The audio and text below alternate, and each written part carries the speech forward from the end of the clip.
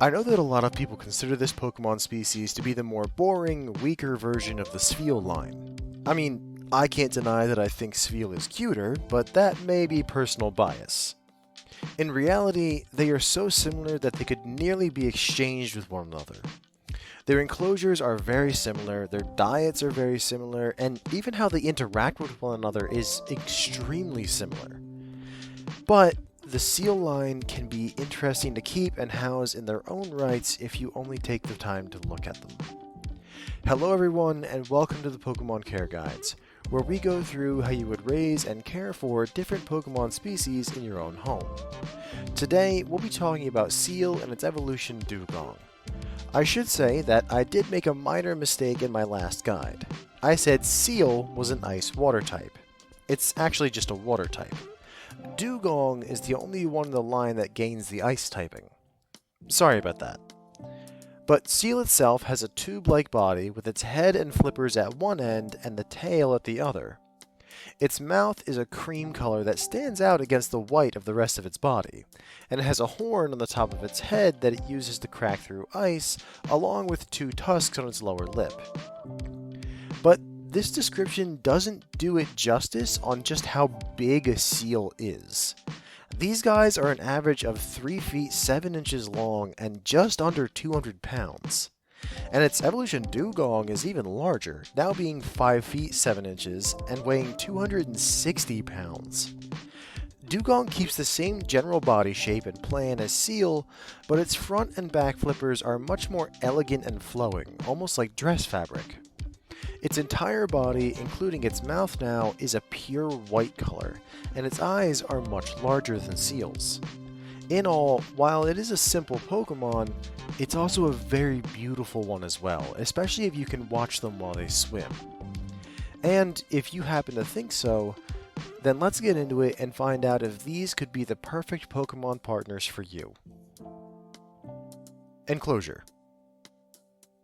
This is our first oceanic Pokemon, and while it's not a fish and doesn't have gills, you will need to give it a ton of space to swim. This is important for its exercise as well as its mental well-being. These Pokemon don't often feel comfortable on land unless it's right next to the ocean. They are very clumsy and slow on land, which makes them easy prey to predators. But they're also not fully aquatic. They need to be able to haul themselves onto land to rest and sleep and digest food. So the enclosure is going to be split between the water and the dry land where they can rest. As far as I can tell after talking with experts and researching guidelines, which is harder than you would think, you're looking at a pool that has a minimum volume of 367 cubic meters. This is enough to house at most 6 Seels or up to 3 Dugongs, while still allowing them room to get away from one another if needed, which we'll cover later on in this section. The walls of the tank should be made of something sturdy enough that it can take being rammed by these Pokemon's horns, and not being porous enough that the water will enter the material. The best uses are high-grade glass, which is what I use for my Seel enclosure, or something along the same lines. The pool should be circular in shape, as that's the best for water circulation, and you will also want to have a filtration and circulation system in place to help keep the water from becoming too disgusting or stagnant. And you're going to want a really good system considering the size of the pool. In the same vein as that, you'll also want to have a system that'll help keep the water cold. These Pokemon do best in temperatures that are below freezing, as cold as you can get it. If they start getting too warm, it can lead to lethargy, overheating, and eventually sickness. So keeping the water as cold as possible without having it freeze is a must for these guys. Along the bottom of the tank, you should also have some decorations, like rock outcroppings and some plants. Not only will this allow your Pokemon to better feel at ease in their tank, but it will also give your Pokemon some enrichment as they swim around and through the decorations. Moving to the dry land section, these don't have to be as complex as the pool. They can be a simple concrete section that are epoxy sealed, as that'll make them easy to clean, very resistant to wear and tear, and it will also be easy to keep them cool for your Pokemon.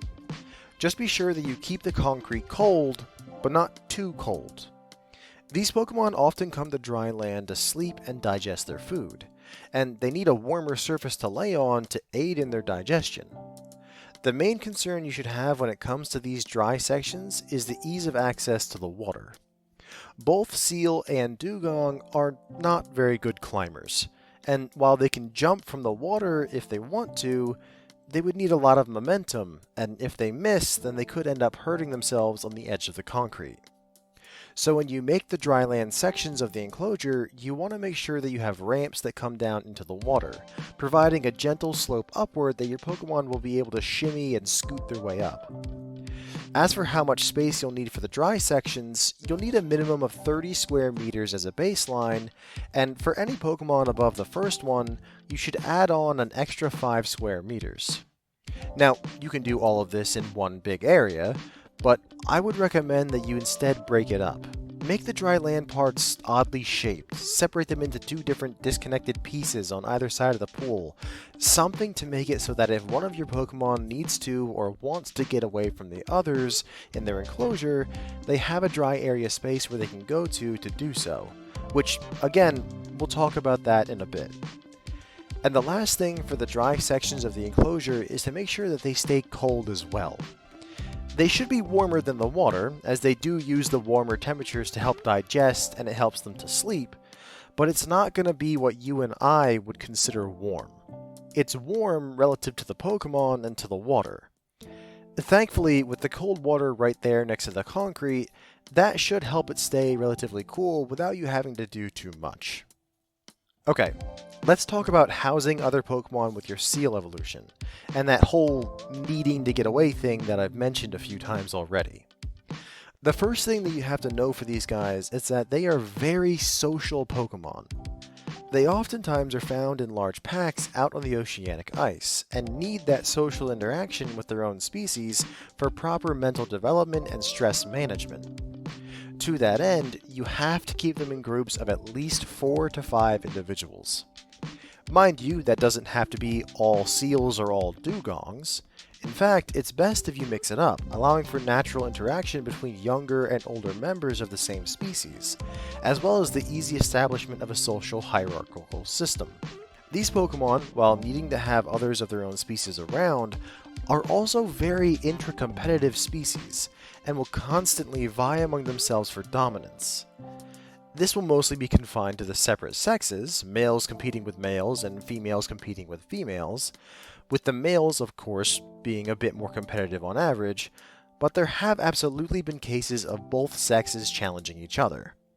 I want to remind you that these are just dominance displays in competition, not actual aggression. For now, remember that these fights are just to see who's in charge. The Pokemon do not want to injure each other here. But that's why the ability to get away from each other is so important in their enclosure.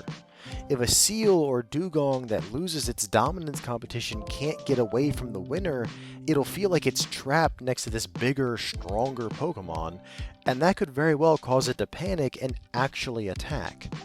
And since the dominance behavior is needed for these guys to function with each other, and they need each other to be able to develop mentally, it means you have to be sure to keep any fights from breaking out.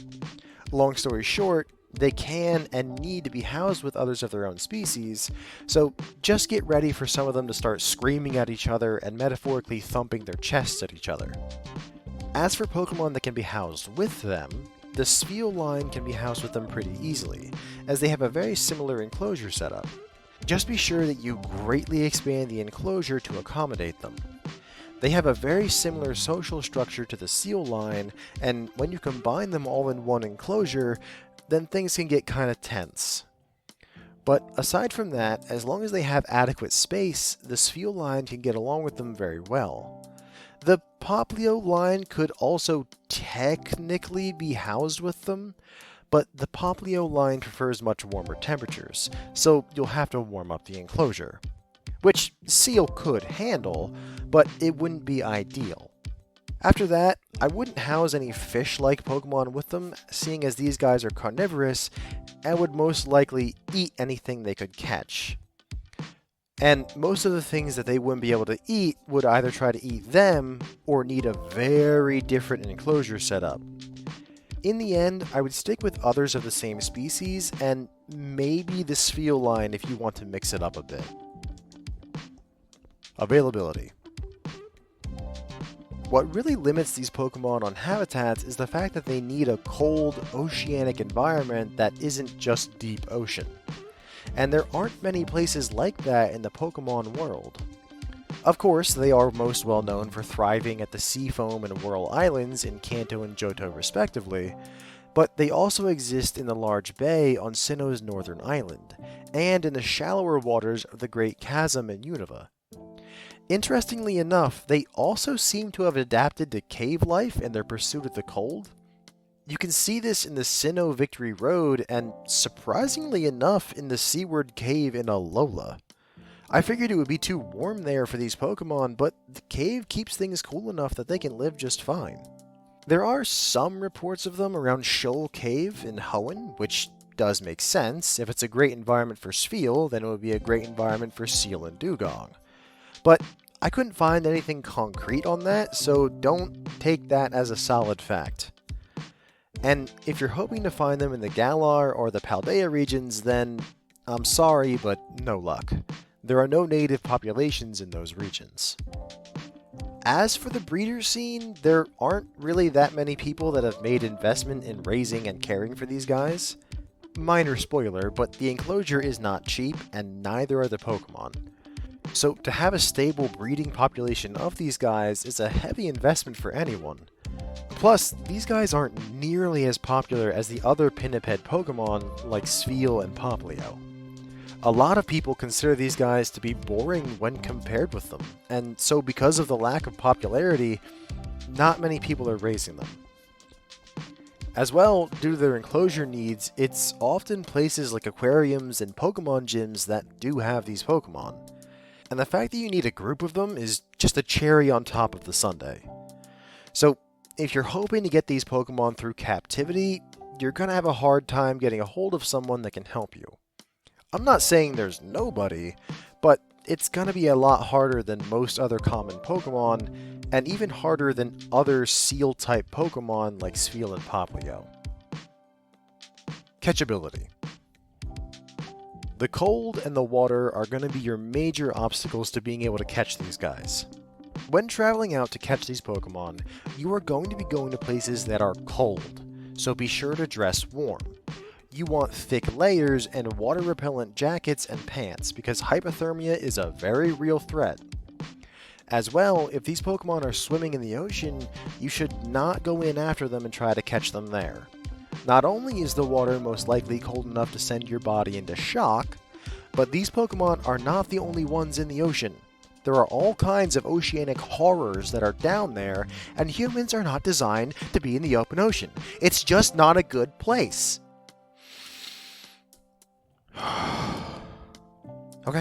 Okay, I'm good. Your best bet to catch these Pokemon is to try during the day, as they are nocturnal and tend to rest on the land during the day. Sneak up on them and try to get as close as possible without alerting the Pokemon before you throw your ball. If you do alert them, you shouldn't be in too much danger, as they'll most likely dive into the water that's nearby instead of attacking. The only risk of that is if you find a group that has some very territorial individuals in it. As long as you have a decently strong Pokemon with you, then you should be able to drive off any Pokemon that gets uppity though. As for what balls you should use, a Great Ball would be best for Seel, and an Ultra Ball would be best for Dugong. Care. Because of how cute they are and their unassuming demeanor, it comes as a surprise to many people that these Pokemon are pure carnivores. More specifically, they're piscivores, which means they feed only on aquatic prey. Which makes sense when you think about where these Pokemon live. Veggies and plants don't often grow in the cold, icy environments that these Pokemon frequent, which means that you will need to feed these Pokemon fish. Thankfully, they don't have to be live, but feeding sessions will greatly involve the handler, which means you. Because You see, the best way to feed these Pokemon is by hand, by bringing in a full fish, usually in a bucket, and giving them to the Pokemon. This will pull double duty, as not only are you feeding the Pokemon, but you're also building trust between you and the Pokemon. As you give the food to the Pokemon, they'll start to associate you with the positive sensation of being fed, and that will lead to them trusting you more as time goes on. But let's for now stick with the food. The amount that you're going to feed them per Pokemon is between 3.5 and 4.5 pounds of fish per Seel, and between 8 and 12 pounds of food per Dugong per feeding. The best feeders for this are going to be Solo Wishy-Washy and Barboach, as they are small enough that you can feed the whole fish to your Pokemon, which is good because then they get all the nutrition they can from the prey, and their systems are designed to be able to handle things like bones and scales. You could also supplement this diet with a mixture of other kinds of meat like Magikarp, Basculin, or even some crustacean meat like Krabby or Shelder. It's important to have a variety of meats, as that way they can get a lot of different nutrients from a lot of different meat sources. As well, and this is going to sound a little weird, but you also want to add in some ice cubes to their food. Most of the way these Pokemon get water in their diet is through their food. And with the fish being frozen and then thawed, there should be plenty of water content within the fish. But just to make sure, you could also take some ice cubes and mix it in with their food, just as a way to get some extra water into their diet. To encourage them to eat the ice cubes, you could also mix in some fish blood or small pieces of meat into the ice, just as extra encouragement. When prepping the food for them, you should be keeping the fish frozen so that they don't go bad, and then thaw out what you'll need for the next feeding. For these Pokemon, there'll be 2 feedings per day. However, as they are nocturnal, you'll be feeding them breakfast shortly after sunset wherever you live, and then feeding them dinner shortly before sunrise. It has to be this way so that they can use the warmth from the sun to help them digest what they've eaten through the night, which unfortunately means that your sleep schedule is going to end up circulating around these Pokemon's awake schedule. How you feed them is that you bring the prey in some sort of container, like a bucket as I said earlier, and the Pokemon should smell the food and come over to you. If the Pokemon are still new to you, they may be a bit wary around you, which is fine. In those cases, you want to grab a fish or a piece of meat and gently toss them to the Pokemon. They may or may not catch them out of the air, which is fine, that's a sort of enrichment for them in and of itself, but either way, that's the best way to feed them if they won't come close to you. Over time, or if you end up getting one that's used to people from the beginning, they should approach you when you come in with the food. At that point, you should be able to just give the Pokemon food directly from your hand. This is why I recommended smaller prey fish for them, as they'll be easier for them to take whole from your hand and to swallow. When they begin to take the food from your hand, you want to start trying to reach out and pet them, or scratch them, or touch them in some way. They may shy away from you if they still aren't used to you yet, but continue to reward positive interaction with the food, and over time they'll grow to be more accustomed to you being there, and eventually they will allow you to start physically interacting with them. At this point, you have the basics down for training these Pokemon, but you can absolutely go further with this if you want to. I'm sure we've all seen examples at the zoo or the aquarium of trainers putting on shows with these kind of Pokemon where they have them do tricks or touch a ball with their nose or what have you. These are all things that you can absolutely do with your Seel evolution, but I won't be going into that in this guide, as that is way beyond what you need to care for these guys. If you're going to leave it at what I've given you in this guide, then you should build up a wonderful, friendly relationship with these Pokemon, to the point where you could probably hang out in the enclosure for a little bit with them and it would be fine. The only thing I should mention here is that these Pokemon may not eat every meal, as they'll periodically go through small bouts of fasting in the wild, and have been known to do so in captivity.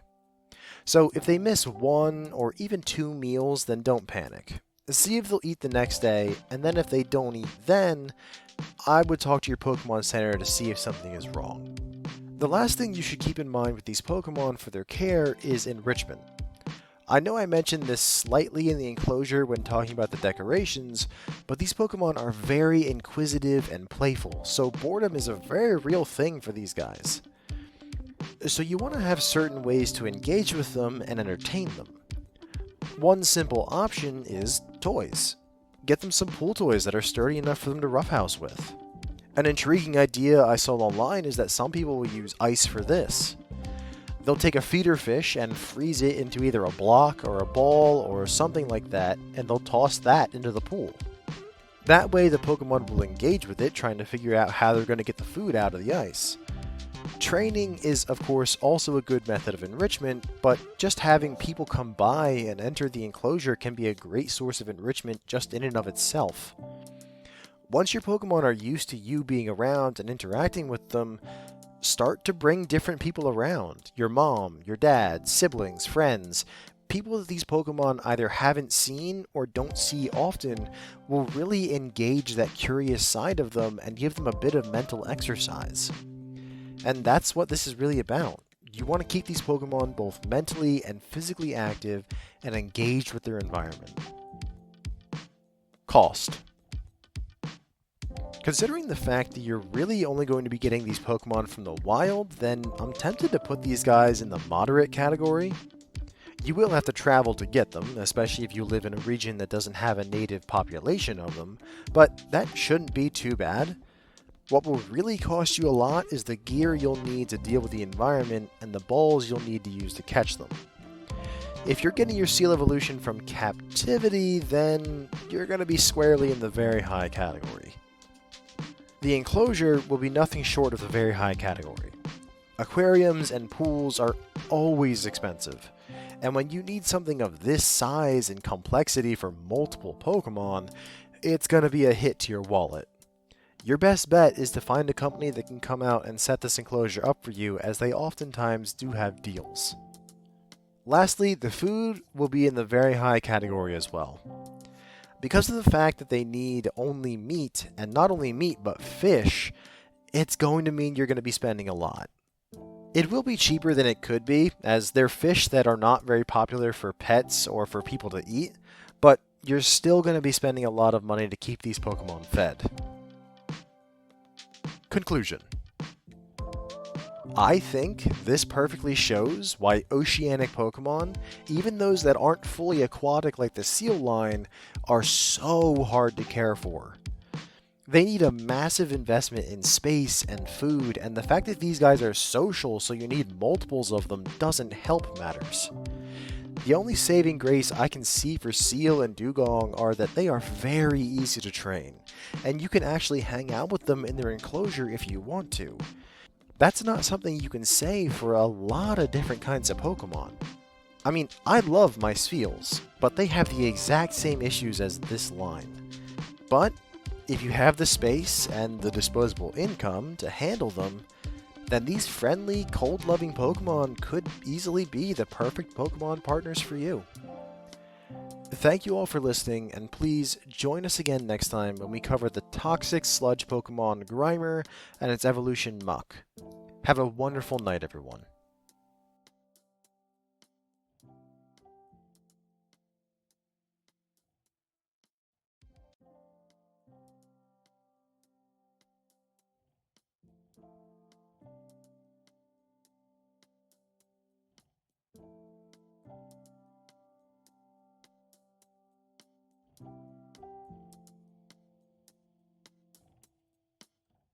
We've covered a lot of poison types in these guides.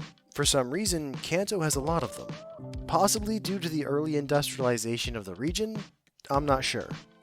But the poison types have ranged from things like Bulbasaur, where the poison typing barely came into consideration, to Butterfree and Venomoth, where, yeah, they gave off poisonous scales as they moved, but it wasn't really their fault. All the way to Beedrill, who will actively try to inject you with venom. Not great, but manageable. After all, it's not like any of their very presences poison the ground and make the air smell so bad that it's hard to be near them, unlike some Pokemon I'm about to name drop. Hello everyone, and welcome to the Pokemon Care Guides, where we figure out how you would raise and care for different Pokemon species in your own home. Today, we'll be going over the stinky, smelly, toxic sludge Pokemon Grimer and its evolution Muck. And that description was not just me hating on the Pokemon, that's actually what it is. Grimer's body is composed of a mixture of sludge, toxins, waste, and multiple large bacterial colonies. To that end, its body is very amorphous and changing, but generally they will have a body that looks like a pile of sludge with 2 arms, each with 3 fingers on the end, 2 eyes, and a mouth. It also stands an average of about 3 feet tall and weighs just over 66 pounds. And size is important. It's one of the main ways that you can tell Grimer from its evolution Muck. Muck tends to come in at almost 4 feet tall, but still weighing the same as its pre-evolution, which seems to suggest that Muck's body is composed of a lot less dense material. That, or there's a glitch in the Pokedex systems that's just reading it wrong. Either way, the only way to really tell the difference between a Muck and a Grimer is size. Muck's arms are longer, its mouth is bigger, and it's just a bigger pile of sludge overall.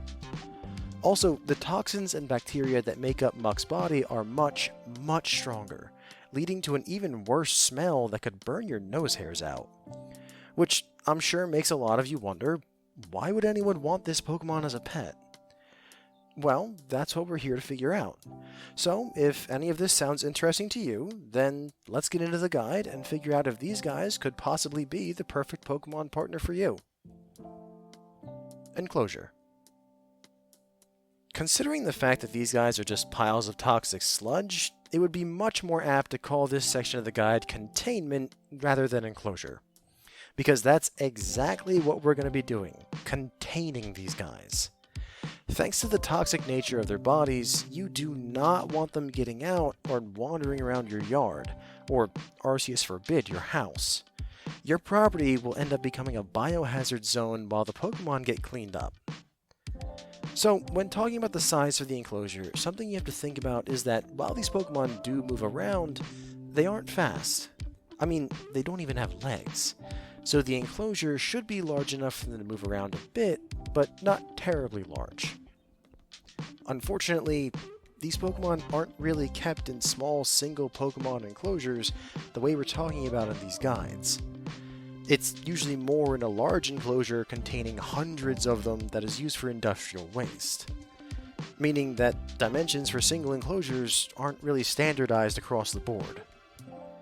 So, judging by the few individual owners I've spoken to and extrapolating from the sizes of the industrial enclosures, you should be looking for something rectangular, with one side being at least 30 feet long and the other being 10 feet long.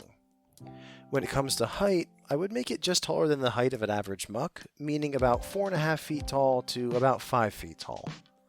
This should provide plenty of room for your Pokemon to move about without taking up too much room wherever you put the enclosure. The material that the enclosure is made of is going to be incredibly important. You don't want it breaking down at all, so you're looking for things like very thick glass or super strong plastic. Things that the sludge this Pokemon leaves behind won't eat into, and what can be easily cleaned, which will be important later. You'll also want metal braces to brace the edges of the glass, because the sealant that they usually use to keep these glass enclosures together is something that will get eaten away by the bacteria in Grimer's and Muck's bodies. On one of the sides, you can choose where, you'll also want to install a door in the enclosure that you can use to get into the space. It's very important that you make sure this door seals tight, and I mean airtight. Line the door with a rubber gasket, that way when you close and lock it, you are sure that nothing is going to leak out. This door is only for you to put the Pokemon in its Pokeball and to clean the inside of the enclosure. The rest of this time, this door should remain sealed and locked. The last aspect of the enclosure that we should cover is the feeding tube. This is a tube that's made of the same material that you use for the rest of the enclosure, about 1.5 feet in length and about 5 inches in diameter, placed on the top of the enclosure.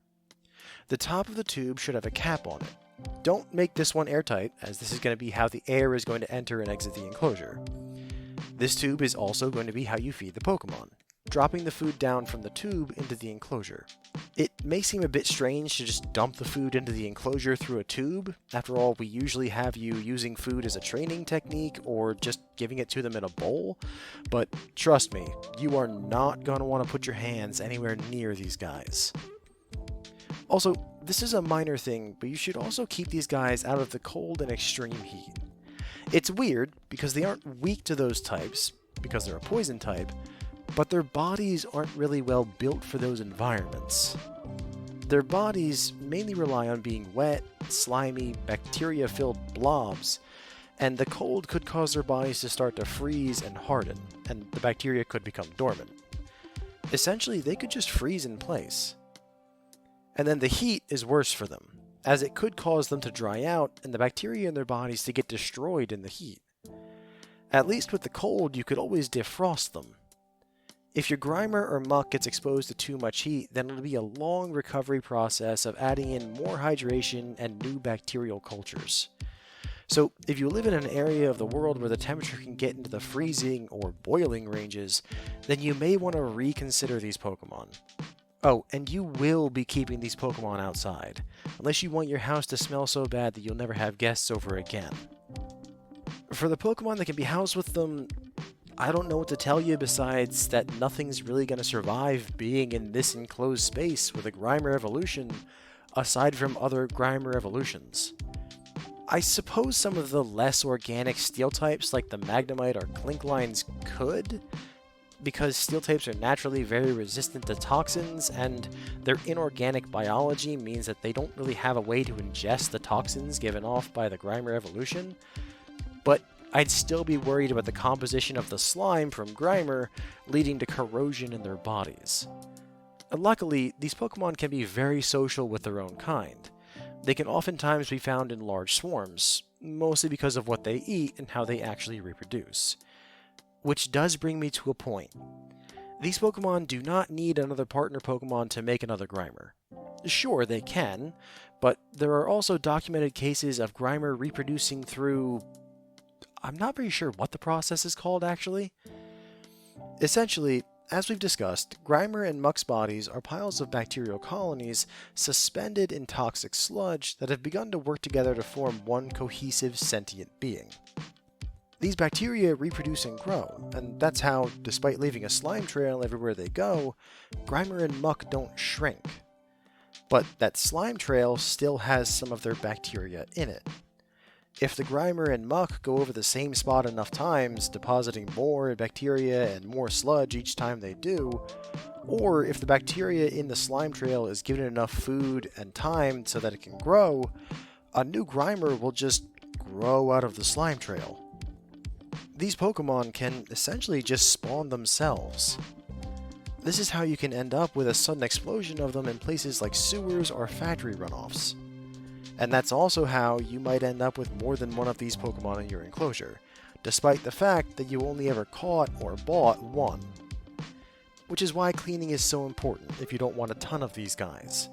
Thankfully, they all get along with one another, so getting another one by accident isn't a big deal, but this is absolutely something that you have to keep an eye on if you plan on keeping these Pokemon. One Grimer can reproduce this way slowly, but the more you add in, the faster this is going to happen. So just be aware that their population explodes exponentially along with their food source. Availability. Before we sink into this section, I think this would be a good spot to mention that you absolutely need a license to have these guys. I mean, they're considered a hazardous material in and of themselves. So you will have to take a test to make sure you understand the dangers and risks of having these guys around. Your home and enclosure will also need to be inspected to make sure they won't escape and that you have the materials and medicines needed to handle the situation should they escape. It will be a process, and if you want to have one of these guys, then you will legally have to go through it all. So, I know my description just now of how Grimer spawn new Grimer made it seem like there are a ton of these guys everywhere and they're easy to find. And back in the day, that would have been the case. But these days, people are looking more into clean energy, like from the Valley Windworks here in Sinnoh. That swap to clean energy, as good as it is for the environment, means that there's less and less waste product for these guys to feed on. Nowadays, they're often confined to small populations in specific places around the world. Kanto, I think, has the largest population of these guys, with them living in the abandoned Pokemon mansion on Cinnabar Island, around the cycling road between Celadon and Fuchsia City, and they used to live in the old power plant, though I don't think that's the case since they fixed it up. They also live in the fiery path in Hoenn, feeding on the toxic fumes from the cooling lava. As well, there's a rather sizable population in the Castelia City sewers in Unova, and a few spots in Paldea, mostly surrounding the cities of Cortando, Levincia, and Porto Marinata. Again, that's really not a lot of spots, and the only natural one is in Hoenn. The rest of them are there because of humans. Well, I guess I should say that they're rarely found in Sinnoh along Route 212, but they're so rare there that I don't know whether I should count it or not. And Alola has their own version of the Grimer line that we'll talk about later in their own guide. But in Kalos, Johto, and Galar, they don't have native populations. Which makes sense for Johto, it's always been more rustic, but both Kalos and Galar have major cities in them. You'd think they'd have Grimer somewhere, but I suppose they got smart about their waste, so there's no food for them. You would also think that, with how easy it is to have them multiply, there would be an amazing amount in the breeding industry, but no. Because of the smell and the toxic nature of their body and food, these guys are not a very popular pet at all. Most people think of these guys as disgusting natural disasters, akin to an oil spill. There aren't many people out there that would raise and sell these guys. In fact, there's such a small pool of people that raise and sell them that you might have a lot of trouble finding them. I know I couldn't find one for my research in this guide, but I'm certain that if you're really determined to find somebody, you might be able to find someone who has a colony of Grimers or Muck. They might not be a professional breeder, just a very odd collector, but they might be able to give you one for a probably significant sum of money. Catchability. I really don't recommend you go out and catch these guys on your own. They tend to live in dangerous, hazardous places that are sometimes illegal for you to enter. Like, the Pokemon Mansion is private land and a dangerous place to walk around. The Castelia sewers are only to be accessed by authorized personnel, and the Fiery Path is a place of extreme heat and poisonous lava fumes. The safest place is maybe in Kanto along the cycling road, or in Paldea, but even then, these Pokemon are so toxic that if they even manage to touch you, you're going to need a hospital. There is no question about that. Unless you are trained in handling Pokemon like this, you should not be going out after them in the wild. But if you're ignoring my warnings, then be sure to bring a Pokemon that won't be affected too terribly by Grimer and Muck. A Steel type, and preferably a Magnemite or Klink evolution. It'll offer you the best chance of both you and your Pokemon coming out of it in good shape. Oh, and when you go after these Pokemon, be aware of your surroundings. Like I said, these Pokemon multiply quickly, and while they aren't as social with each other to the same degree as Pokemon like Seel, they will quickly form large colonies wherever they have food. So be sure that there isn't a couple coming up behind you while you're battling the one you're trying to catch. As for what kind of balls to use when catching them, I'd say a Pokeball or a Great Ball would be good for Grimer, and then an Ultra Ball for Muck. Or an Ultra Ball across the board so you can catch it as quickly as possible and get away from the stench. Care. I need to make this very clear. You will not be interacting with these Pokemon under any circumstances. These Pokemon have the ability to hospitalize you with just a touch. I mean it. One skin to ooze exposure, and you go to the hospital. And it's even worse for Muck. Piggybacking off of that idea, there will also be no training with these Pokemon. These will be very similar to the Ekans line. You will be placing them in their enclosure, and the only time you will do anything besides watch and feed them is when you're cleaning them. This is the most important part of having these Pokemon. They will certainly drill this point home during your attempts to get a dangerous Pokemon handler permit, but I want to make sure you understand it now. These are not cuddling Pokemon. Okay, now that we all understand not to stick your hands in the enclosure, let's talk about food. These Pokemon eat filth.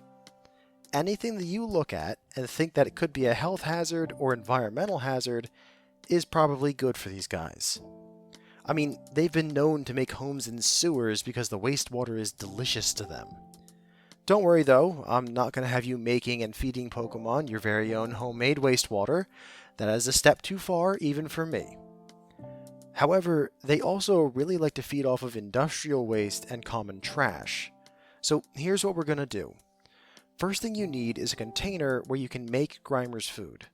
This container needs to be leak-proof and sealable, as your main concern with it is going to be making sure that this toxic mixture doesn't leak into your surroundings.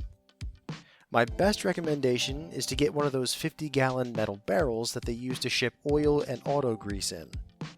They're often rated to hold this kind of stuff, and it takes them years and years to start breaking down. You will have to replace it eventually, but it'll last for quite some time. Plus, the rust that starts to develop inside the barrel will just be better for the food. Take that barrel and fill it 3/4 of the way with water, and then just start dumping stuff into it. And I mean things like industrial grease, old oil from cars or machinery, garbage, even a few drops of gasoline or diesel fuel. If you think of it and your mind goes, that would pollute any water it gets into, then it's a good thing to throw into your Grimer's food. I will say it's best to avoid solid objects that won't get broken down or dissolved in the water. I'm talking things like metal or plastic, and while Grimer and Muck could eventually break them down, it's going to take a while, meaning you'll just end up cleaning it out of their enclosure anyway. You can, however, throw in rotting organic material. Old veggies and fruit, moldy leftovers, bread or cheese that went bad, all of these things will easily get digested by a Grimer evolution. In reality, if they weren't so toxic themselves, these guys would be amazing garbage disposals. You want to keep adding all this stuff into the water barrel until you nearly fill it. Make sure to stir it at least once a day, as you don't want anything to settle and separate. And then it's time for feeding. You'll need a container that you can fill with the food, a funnel for the tube on top of the enclosure, and at least a good set of rubber gloves that go up to your elbows, if not more protection.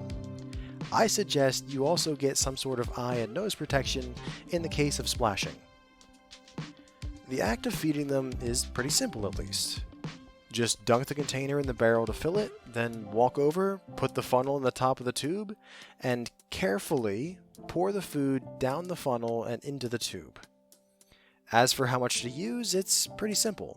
Since they're the same weight, Muck only needs a bit more food than Grimer to sustain its larger body and give it the energy to move that larger body. Grimer should get about a gallon of the food per day, and increase that up to 1.5 gallons for Muck. The last thing that we should talk about for the care of these guys is cleaning the enclosure. Like I said, if you let these guys just build up slime and ooze in the enclosure, you're gonna end up having more than one of these Pokemon. For those of us that don't want an entire colony of these guys, you'll have to regularly clean out the enclosure. First thing you're going to need is hazmat gear. I'm talking full skin coverings, mask, air filters, thick gloves, the whole works. You're going to at least be sticking your whole upper body into the enclosure to clean it, so too much protection isn't really a thing here. You'll also need a scrubber, towels, a bucket, and some heavy chemicals, which is another reason you should be wearing some hazmat protection. The chemicals you're going to need for this are strong, and can easily cause damage to you in such a confined space. And then from there, it's pretty much standard. Put the Pokemon in their ball, open up the enclosure, and start scrubbing away with those chemicals. Your goal in all this is to break up the budding bacteria colonies and the ooze itself that is all over the enclosure, no doubt. Meaning you might have to put some effort into it, as the slime can be very tough to break up. Think of it like you're trying to break up congealed grease after you just got done cooking. Then, once everything is nice and scrubbed and broken up, you use the towels to wipe it all up. Rinse and repeat until you don't see a trace of the slime left.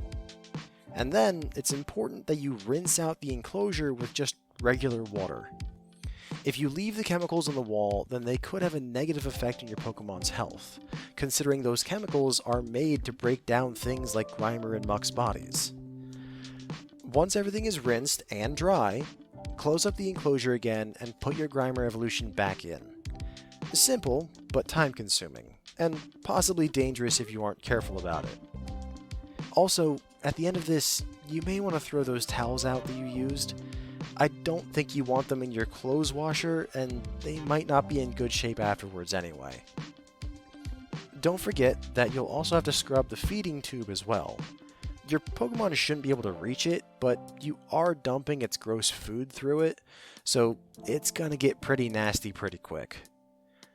In the end, you're probably gonna have to do this at least once a week, maybe more depending on how active your Pokemon is, how big you decide to make the enclosure, and if you have a Muck or a Grimer. Oh, and don't forget to store the chemicals in a safe place like a high shelf or a locked cabinet. The last thing you want is for another Pokemon or a kid to get into them. Cost. The food is probably going to be your cheapest expense. The best solution I can think for it is if you happen to know any mechanic shops around you. All the stuff from cars like old oil, grease, and fuel can easily be mixed into your Grimer Evolution's food. And since it's all stuff that they'll either be throwing away or swept off the floor, you can usually get it from them for pretty cheap. In all, I don't see the food being more than a moderate expense per month. The Pokemon, though, is hard to gauge, mostly because there isn't a market for these guys. Major places that use them for industrial waste cleanup have enough that they don't need to get any, and can spawn as many as they need. And the collectors that have them can really charge anything they want. But based on their enclosure setup and how dangerous caring for these Pokemon can be, I'm going to say that you probably won't be getting one for any less than the high category. Which brings us to the enclosure. Because of the materials needed in its construction, as well as the exacting way that the enclosure needs to be put together, I would say that putting it together won't be any less than the high category. Especially if you do as I and any other normal person recommends, and you use the best grade material that you can find. Remember, you're trying to keep a living toxin spill from getting out and causing havoc on the surrounding ecosystem, so I would say the expense is worth it. Conclusion. If it weren't for the fact that they're so toxic themselves, then these guys could be great. I mean, they eat trash and waste and anything else polluting the environment. They could solve all pollution issues if they didn't cause them themselves. But as it stands, these guys are some of the most noxious Pokemon out there, maybe only rivaled by the coughing line. So for the average person, I can't recommend that they get them. Sure, their care is easy, mostly because you don't interact with them, but there's still a major chance that you could get poisoned by these guys by accident. I mean, even their food and the chemicals you have to use to clean their enclosure are not good for your health if you come into direct contact with them. For that reason, I just can't recommend that these guys be taking care of anyone that isn't an expert in caring for poison types. But if that is you, then I would say that these guys could very easily be the perfect Pokemon partners for you. Thank you all for listening, and please join us again next time when we talk about the mollusk Pokemon Shelder and its evolution Cloyster. Have a wonderful night, everyone.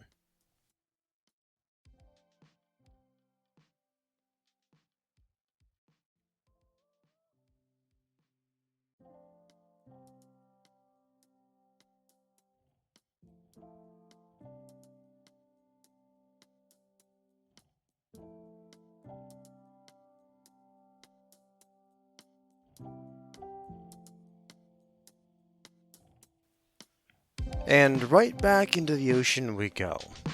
I suppose I shouldn't be surprised. Water type is the most common type among Pokemon, and the majority of those water types do live in the ocean.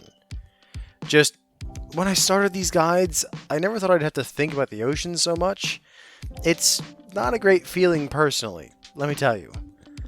But anyway, on to the Pokemon. A lot of water-type Pokemon you'll get will require space to move around. And that leads to big tanks, which need a lot of room and require a lot of money, and it ends up being a whole thing.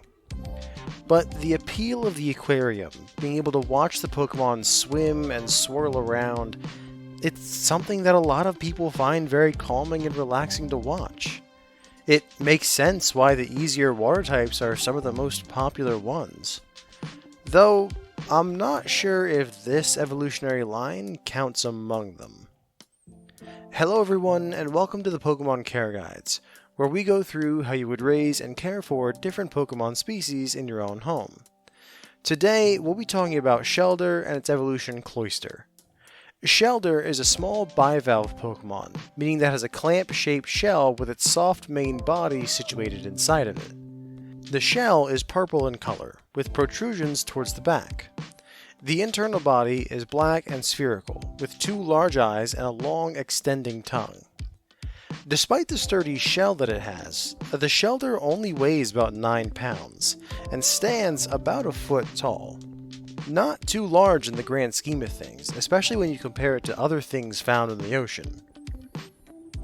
But when exposed to a water stone, Shelder will evolve into Cloyster, which is still a bivalve, but now it is much bigger, being an average of 5 feet tall and weighing 290 pounds, which is an insane jump in size. It still has the black center body and the purple shell, but the shell is now positioned more vertically than horizontally, and it seems to have a secondary layer on the inside. There are also spikes and protrusions all over this Pokemon, with a bunch on the outside of the shell and one in the front, situated right above the main body. Speaking of the main body, the long tongue is gone now, replaced with a, in my opinion, rather sinister smile. And that would normally be the end to this part of the guide, but I feel I should at least mention the other evolution method for Shelder. You see, Shelder and Cloyster normally feed either by filter feeding on microscopic stuff in the water, on smaller oceanic Pokemon, or most commonly by scavenging meat off the ocean floor. But for some evolutionary reason, if a Shelder smells a slowpoke tail nearby, they will have an overwhelming urge to bite onto it. This causes a symbiotic and simultaneous evolution of both the Shelder and the Slowpoke, resulting in a Slowbro, or a Slowking if the Shelder gets confused and bites onto the Slowpoke's head instead of its tail. Shelder will then evolve into a sort of spiral-shaped shell attached to the Pokemon's body. The reason I don't consider this a true evolution of the Shelder line is because the Shelder Pokemon becomes almost an accessory to the Slowpoke evolution. It can't separate from them without causing fatal damage to itself, and it now relies entirely on the Slowpoke evolution for defense and food, so it oftentimes is not classified as a true Pokemon in and of itself. For these reasons, and the fact that if I added the care for these evolutions I'd have to repeat nearly half of the Slowpoke guide, I won't be talking about these evolutions in this guide. But I did at least want to mention them here. Anyway, if these guys sound interesting to you, then let's get into it and figure out if these guys are the perfect Pokemon partners for you. Enclosure. Of course you're going to need an aquarium. These are Pokemon that tend to stay near the ocean floor, zipping around and digging in the sand for food. So you're going to need a tank that is shorter and longer rather than tall, almost the opposite of the Tentacool tank. You are still going to want to have a cylinder, as the way these Pokemon swim is by clamping their shells down and propelling themselves backward. It may not seem that effective, but boy, these guys can really pick up some speed when they want to, and if you've got a rectangular tank, then all the force of that super tough shell slamming into a straight wall won't end well. It's very common for people to put them in rectangular tanks without thinking, and then they slam into a wall and the glass cracks or breaks. I don't have to tell you how much of a mess that's going to make with a full tank. To that end, A cylinder. The shape will help disperse the force of them hitting it, and make it harder for them to have a straight-on strike on the wall. Also, make sure the walls are made of a strong, impact-resistant glass. If you have a cloister or two with all those spikes on their shell, the risk of them breaking the glass is way higher than with just a shelter. Best to make sure that the tank is actually going to survive the Pokemon that's inside of it. As for the size, well, that's going to be majorly different based on what evolution you go for. Since these are a stone evolution, you get to decide which of the two you want in your tank, so I'll give you a size for each of the different evolutions. A Shelder should get a minimum tank size of a 9-foot diameter, with each extra Shelder adding on an extra foot to that size. On top of that, it needs to be at least 6 feet tall. While these Pokemon are swimmers, they tend to stick to the ocean floor unless fleeing from a predator or chasing prey, so they don't need much vertical room. Relatively, anyway. A Shelder still has a fairly decent tank size no matter how you look at it. Cloister will need something much bigger though. Due to its size, a cloister tank will need to have a minimum diameter of 18 feet, and each additional cloister will add another 2 feet of diameter. Height-wise isn't as bad, but they still need a minimum of 12 feet tall. So you're looking at nearly an entire guest room for the minimum size tank for a cloister. As well, each tank should have a good layer of sand on the bottom of the tank, along with some rock formations. Shelder burrow in the sand at night to sleep, so it'll need to be at least thick enough to cover your Shelder's body. And Cloister will nestle itself deep into the rocks as a form of protection, which is what they're there for. Of course, as well as all that, you'll need a good filtration system that's equipped to handle salt water and any stirred up sand that could get into it. As well, you'll want a way to access the interior of the tank. I recommend having a hatch installed in the top of the tank. This way you can drop in food and get into the tank to clean it, which we'll talk about later on. In regards to cleaning, you should probably get some way to not get trapped in the tank while cleaning. This is mostly a concern for a cloister tank, but getting in to clean it can be dangerous thanks to the sealing of the tank, so make sure to have some way to find the exit, whether that be a rope tied to the outside, a long hose that you can breathe through, or even full scuba gear, like in an aquarium. The last bit we should talk about is the Pokemon that can be housed with them. These Pokemon are both scavengers and opportunistic hunters, with Shelder being more of the scavenger and Cloister being more of the hunter. So while Shelder will try to go for smaller prey occasionally, they tend to really just scavenge things off the ocean floor, like discarded Krabby and Clauncher claws. Really, your worry with the Shelder is going to be other things that try to eat it. Its shell is pretty tough, but once you get through that, they really don't have any kind of defense mechanism. So you want to avoid any predatory species that are too much larger or stronger than them. Things like Kingler, Clawitzer, or Crawdon are the big ones to avoid, as their claws make it easy to get into their shells, as well as the Weasel line, who will use rocks and tools to break open Shelder's shell. But when it comes to Cloister, they adapt a much more predatory feeding style. With them being able to shoot spikes from their shell, they now are able to take down smaller fish and crustacean species. Anything about the size of a Goldeen or Krabby, you want to avoid, as they will end up being food for your Cloister.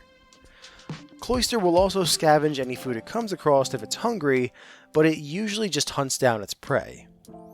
As for other Pokemon that could be a danger to Cloister, well, anything that's big enough or strong enough to be able to get through their shell is going to need a much larger and more open enclosure. And at that point, it's not in Cloister's enclosure, Cloister is in its enclosure. Just be careful what kind of prey Pokemon you put in with Cloister, or you might end up with less Pokemon than you started with. Oh, and as for each other, they don't really mind each other too much. They'll get along if in the same tank, but they don't have to be with others of their own species. They could do just as well on their own. Availability. These guys are everywhere. Nearly every body of water in Kanto has a population of these guys, and as scavengers, they don't lack a food source, so their populations are decent. Same with all the seas surrounding Paldea, all the oceanic spots in Johto, Route 205 in Sinnoh, Undella Bay in Unova, Route 8 in Kalos, and Lake Axelwell in Galar. Even Alola has a population of these guys in Kala'e Bay. The only region that these guys haven't taken root in is the Hoenn region, which is weird, considering that's the region with the most oceanic water. But if you're outside the Hoenn region and you can get to the ocean, then you should have very little issue being able to find one of these guys, so long as you're patient, which we'll get to when I talk about catchability. The only major issue is going to be if you're looking for a cloister. Due to them being stone evolutions, they are, of course, rare to find in the wild. But they are more common than other stone evolutions. After all, water stones are most common in and near large bodies of water, so it's not unheard of for a Shelder to find one every now and then on the ocean floor.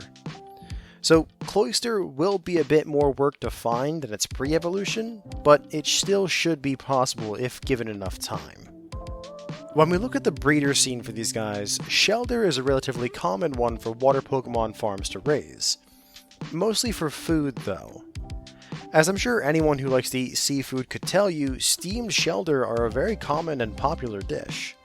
Meaning that there are a lot of farms out there that have them, but it may be hard for you to get one from them as they often have exclusivity deals with restaurants or large grocery chains.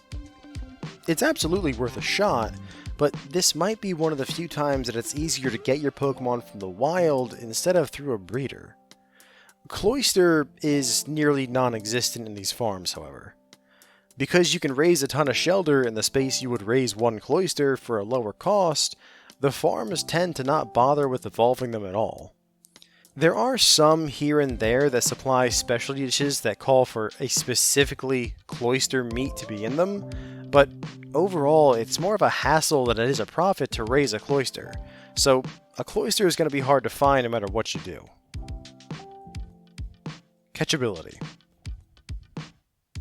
So, despite Shelder, and by extent Cloister, being relatively common in the wild, they can be a bit of a pain in the butt to catch. See, they don't often come to the water's surface. In fact, if you run into one there, then you've gotten extremely lucky. They spend most of their time on the ocean floor looking for food or hiding from predators. Meaning that you are going to have to get your fishing rod out and get them that way. Which I know can be a pain in the butt if you're going for anything besides a Magikarp. You are going to need a decent rod, nothing super expensive, but a good, dependable rod, along with some decent bait. And then it's gonna be a lot of patience and trial and error. I highly recommend that you bring a decently strong grass or electric type Pokemon with you, since you're never guaranteed a Shelder on your first catch. You could just as easily pull up something aggressive, like a Gyarados or a Carvanha, and you're gonna need to defend yourself from them. If you do this, then be careful, be patient, and I would recommend not doing it at all, but that might just be my thalassophobia speaking. If you do end up pulling one of these guys up, a Pokeball or Great Ball will be good for Shelder, and a Great Ball or an Ultra Ball for the Cloister. I should also mention that a Dive Ball or a Net Ball would be good here, especially since they tend to be cheaper than Ultra Balls. Care. Let's talk about food first, as it's going to be the easiest part. As I said before, these guys eat meat, mostly scavenged off the ocean floor. Even Cloister, which has adapted a more hunting lifestyle than its previous evolution, will still scavenge food if it gets the chance. Which makes this easy. You just have to drop the food in through the top of the enclosure and wait for them to find it at the bottom of the tank. The small issue comes when you try to consider how much and how often to feed them. Being opportunistic scavengers, they don't have a set eating schedule. They eat when they get the chance unless they're already full. So, instead of a set feeding schedule, what we're going to do is instead drop the food in the morning and clean out any food that's remaining or left over at night. This does mean that you will either need to have a tool that you can use to get the food, or you have to get into the tank regularly, but that's what you get for having an oceanic Pokemon. As for how much you should be feeding them, each Shelder will eat about 1 to 2 pounds of food a day. When it comes to cloister, I know it should seem like they'll eat a ton more food than its pre-evolution, given its much larger size and weight, but you have to remember that the majority of that is taken up by the shell. It's not actually the Pokemon itself. So despite their size, compared to its previous evolution, you only need to feed them 3 to 4 pounds a day. Since we're already talking about feeding these guys, I feel that I should talk about the pearls. As most people know, Shelder and Cloister are well known for their ability to slowly produce pearls, which are used in high-end jewelry. The way this happens is, well, it's sort of an accident. When the Pokemon are feeding on the ocean floor, occasionally a grain of sand or two gets lodged into the Pokemon's shell. Just like sand getting stuck in our bathing suit, this irritates the Pokemon, and they tend to quickly spit them out. But if the sand gets stuck in the shell and they can't get them out, then they'll use a different method to deal with the issue. Instead, they'll slowly coat the irritant in layers and layers of protective mucus. This mucus then slowly hardens and solidifies around the grain of sand, and the Pokemon will apply another layer to it to again help with the irritation. And so on and so forth. This isn't a bad thing for the Pokemon. It's a natural defense mechanism, and I couldn't find any evidence that, if left unattended, it could cause harm to the Pokemon. But that doesn't mean it's a bad thing to get your Pokemon checked and see about getting any foreign things like pearls removed from the Pokemon before it becomes an issue. To that end, I would highly recommend that you take your Pokemon for regular routine checkups at your local Pokemon Center. That way they can not only get to know your Pokemon and how it normally behaves, but if there's a pearl forming that you would like to get out, then you can do it in a safe and clean environment. Now, of course, I know these pearls sell for a lot of money, and there are farms out there that, along with raising them for food, also deliberately cause pearls to form inside their shells. I, however, cannot condone this practice in this guide. They are deliberately irritating the Pokemon to get the pearl, and the extraction process can be a very dangerous one for the Pokemon. This is why I said you should get the local Pokemon Center to remove them. They are trained professionals, and the risk to your Pokemon is greatly lessened by them doing it. If you do it, then there is a much greater risk to the Pokemon's health and safety. Don't put your Pokemon at risk just because you can make money off the byproduct. And if that is the only reason you're listening to this guide, then I highly recommend you stop listening. Another major thing that you're going to have to take care of with these guys is the cleaning of their tank. As with any Pokemon in an aquarium, the tank will get dirty and gross as time goes on, meaning that you will occasionally have to get into the tank to clean it. To start, put your Pokemon in their Pokeball to remove the chance of Shelder clamping onto you in some form of self-defense, or Cloister shooting spikes at you. Unfortunately, these Pokemon aren't the kind that you can really play with or cuddle with. The most you could do is teach them to associate you with food. But that could backfire when you come into the tank, as they'll swarm you looking for the food they expect you to bring. Not a great thing when you're trying to clean the tank. Now, you have two options for cleaning. You could leave the water in the tank and use a Pokemon-safe cleaner to scrub the walls of the enclosure. This is good because then you won't have to drain and refill the water once again, which is a major pain when talking about salt water. But that does mean you'll need a really good filter system for the tank. That way it can handle filtering out all the stuff you'll be kicking off the glass. The other method is to drain the tank before scrubbing. This is the benefit of allowing you to get all the gunk you're scrubbing away as you do it. But now you'll have to remake the salt water and refill the entire tank, which can take a long time, especially for a Cloister tank. Also, while you're in the tank, be sure to check for any scratches or damage to the interior of the glass, as that could mean a potential cracking or breaking point in the future. And also be sure to redistribute the sand around the enclosure to be sure that it stays nice and even across the entire bottom. Either way, once the walls are cleaned and scrubbed, then you need to clean out the filter.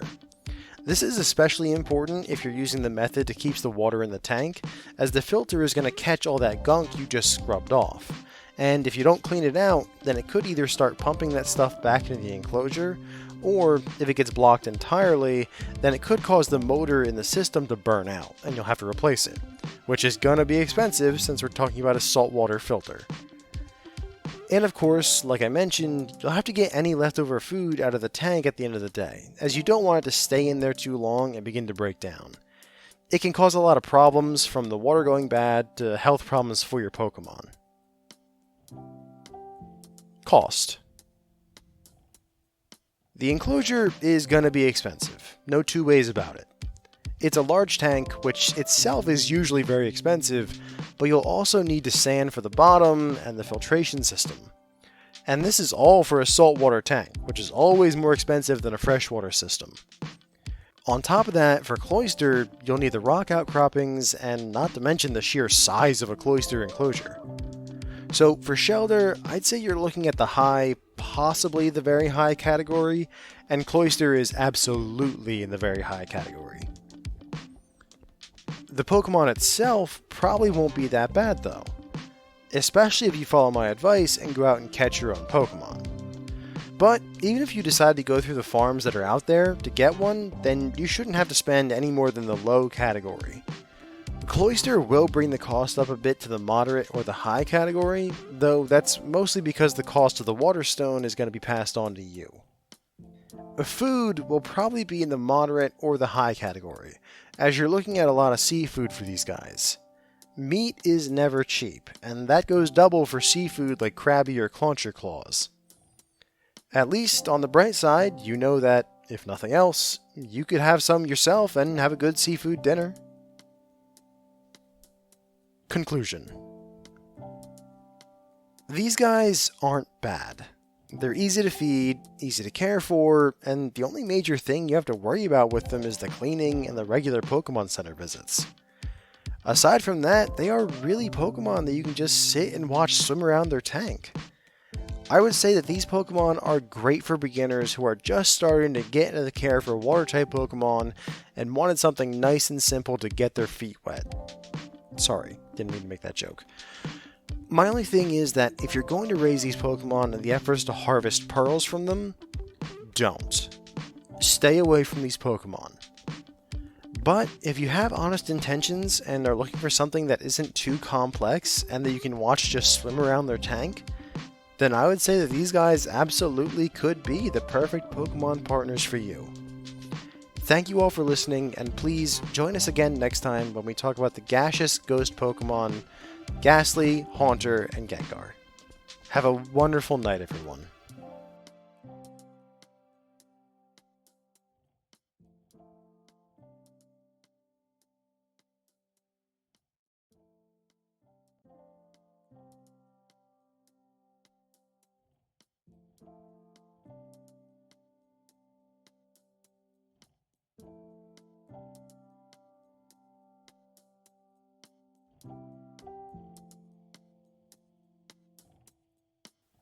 Now for the only other ghost Pokemon in the entire Kanto section of the Pokedex. I do find it interesting that only the Ghastly line of Pokemon have made their home here. For no other ghost-type Pokemon to have either developed over time or migrated into the region in large amounts makes me wonder if the Ghastly line are so good in their ecological niche that they drove out all competition, or if the energy of the Kanto region is just non-conducive to the development of ghost types in general. It's an interesting thought that I might pose to Dan and his friend who's an expert on ghost-type Pokemon, Katie. Hello everyone, and welcome to the Pokemon Care Guides, where we go through how you would raise and care for different Pokemon species in your own home. Today, we'll be talking about the dual ghost poison type line that begins with Ghastly. And before we get into covering what the Pokemon looks like, I want to rehash what I've said about ghost types in my Mankey video. Just because they're called ghost types and have very different biology than we do and a lot of other Pokemon do, that doesn't mean that they are the souls of the departed. All of those tales are just that, tales and legends from back before we understood scientifically what they were and how they worked. I mean, seriously, if they were the souls of the dead, then there would be some serious moral dilemmas about catching them in a Pokeball and training them like we do. They are, in actuality, beings composed of a mixture of mental and emotional energy and occasional physical matter, like the poison gas in the Ghastly line. No souls, no spirits. Okay? Okay. So Ghastly itself is a spherical Pokemon with a black body, 2 large eyes, and a wide smile. It also has a long tongue that it often uses as a form of attack or interaction with the world.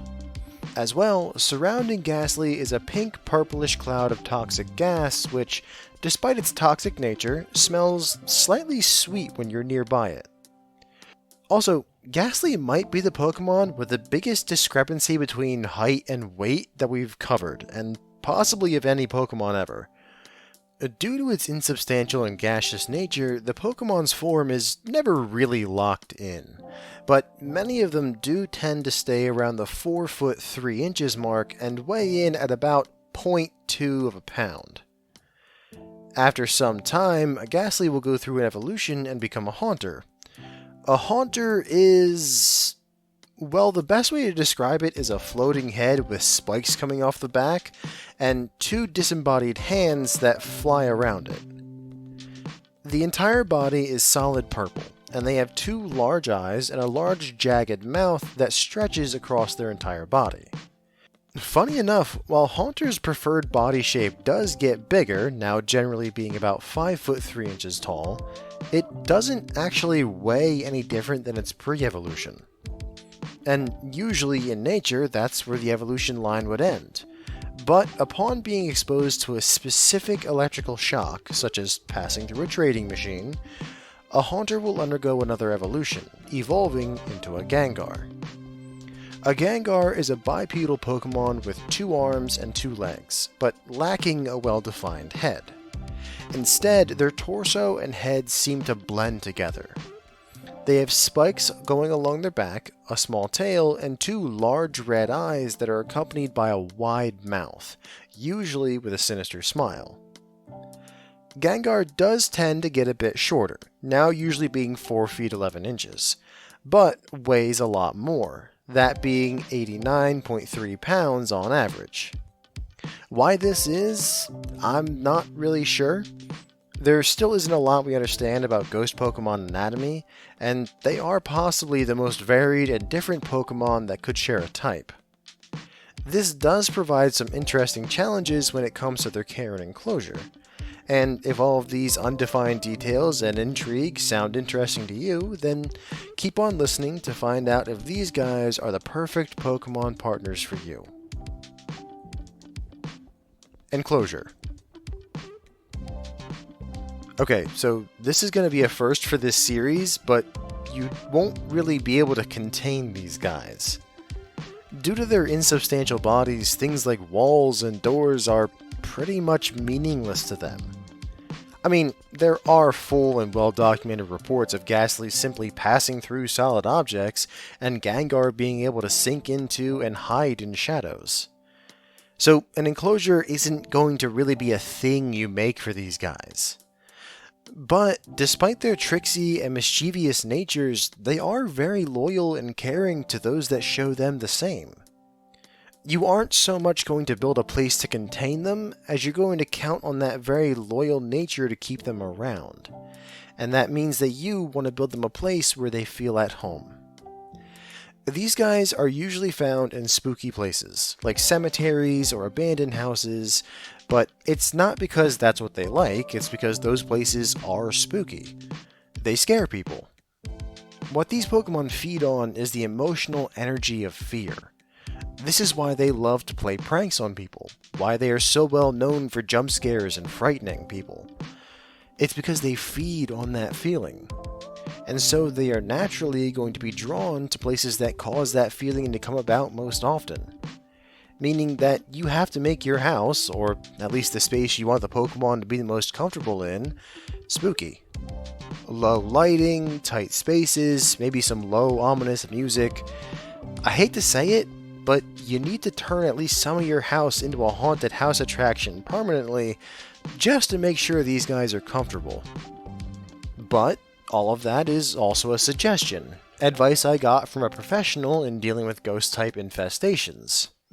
There are well-known cases of these Pokemon fully hanging out in normal homes, but just be aware that something like that is going to make the care for these Pokemon all the harder.